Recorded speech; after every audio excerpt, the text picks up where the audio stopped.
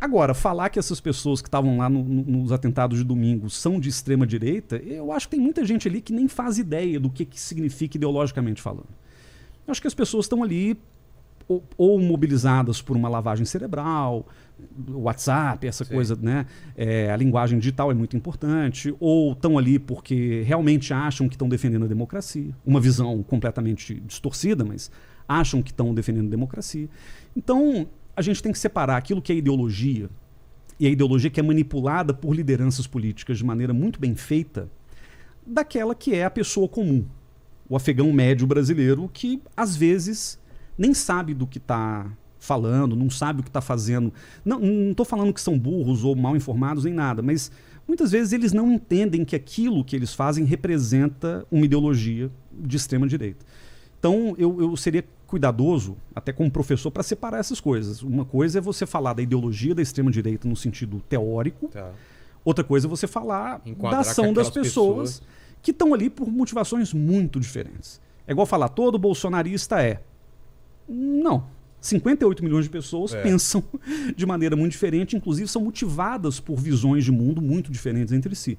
Então, agora o que cabe desvendar é se quem financiou, quem criou narrativa, quem coordenou essas ações estão motivadas por uma ideologia que é nativista, autoritária e populista.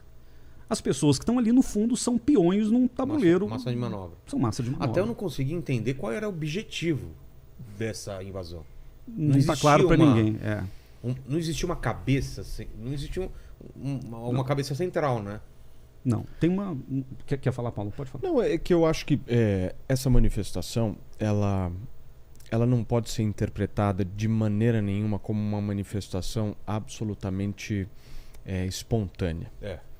Essa manifestação, aliás, esse terrorismo, isso não é uma manifestação para mim. Esse terrorismo, esse ato de vandalismo que nós vimos no Brasil, ele foi um ato absolutamente organizado, financiado.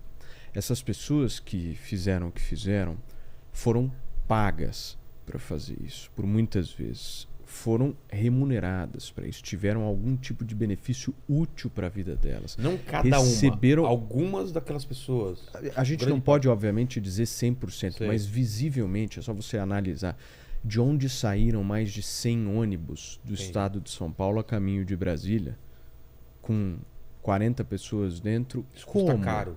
Cara, aquelas panelas industriais. E visivelmente as pessoas que estavam lá eram pessoas absolutamente pobres, que não tinham essa condição de locomoção, que não tinham essa condição de estadia em Brasília, que não tinham essa condição de pararem as suas vidas por uma determinada quantidade de tempo e promoverem crimes. Então, nada me sai da cabeça de que essas pessoas, elas não podem ser tratadas de maneira nenhuma como manifestantes espontâneos que resolveram acordar e falaram: vou lutar pelo meu país, vou lá para Brasília invadir porque eu preciso mostrar minha indignação. Não.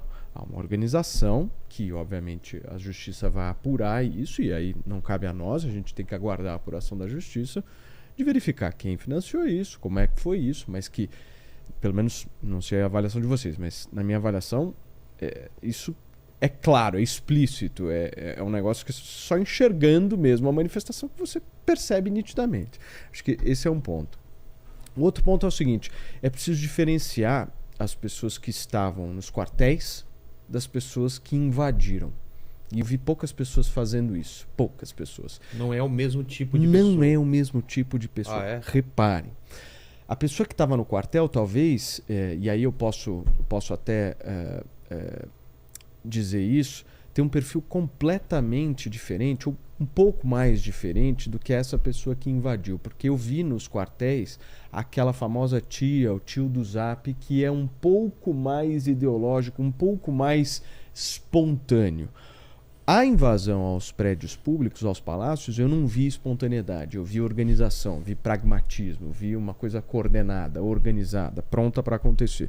Os quartéis, havia uma organização, mas havia um pouco mais de espontaneidade, de voluntarismo, né? Um pouco mais de idosos à frente do quartel, que é o que a gente não viu no domingo. Mas o Casarão estava falando dessa questão da extrema-direita, né? E aí você fez uma pergunta: quem são essas pessoas, né? E eu acho muito difícil hoje a gente fazer uma diferença num Brasil do jeito que a gente está entre aqueles que são de extrema esquerda, extrema direita, de centro, de pra lá, pra cá. A coisa está tão bagunçada, mas tão bagunçada, que eu prefiro particularmente na minha cabeça, como é que eu raciocínio hoje? Como é que eu crio o meu raciocínio? Hoje, para eu conversar com uma pessoa, e você conversa com uma pessoa rapidamente, todos que estão nos assistindo, eu tenho certeza que se fizerem esse exercício é muito rápido você pescar. Você percebe nitidamente hoje no Brasil aqueles que são fanáticos daqueles que topam dialogar. Ponto. Eu dividiria o Brasil assim. Logo no começo da conversa você Eu não separa. consigo hoje dividir o Brasil entre esquerda e direita. Eu consigo dividir o Brasil entre aqueles que são fanáticos, que já têm a cabeça pronta, que estão a serviço de um político de estimação deles, daqueles que, não se afetam muito com isso, que topam sentar na mesa para conversar e, vamos dialogar, vamos ver se eu mudo de ideia e tal. O Brasil, para mim, está dividido entre isso hoje. E aí vocês vão me perguntar, quem é o maior número? Com certeza não são os fanáticos. Só que hoje, infelizmente, os fanáticos eles ganham uma visibilidade muito grande, porque primeiro, eles estão quebrando tudo, e segundo, eles estão bajulando político. Então, isso naturalmente, você ganha uma visibilidade maior. A política brasileira, imagina, nós tivemos... Vejam só a trajetória nossa de 2022, né? Se você for analisar mês a mês, semana a semana, enfim, a eleição, começamos o ano de 2022 pensando em outubro já, ou seja, em janeiro a gente estava em outubro, ou seja, o ano passado foi arrastamos o ano até outubro. Aí de outubro até agora, vejam quantos fatos nós tivemos, né? Então, será que vai ter mais 72 horas? Será que vai ter... Isso aí, imagina, não vai ter diplomação. Aí foi fato por fato e isso, obviamente, vai ganhando uma força, né? Do tipo, a narrativa ela vai ganhando força através dos fatos. Então, você empurra pra frente. Vai ter lá na frente. A diplomação, a posse... a manifestação, não sobe a rampa. Mas vai ter o carnaval. E você vai jogando o negócio pra frente. E há uma habilidade nesse sentido.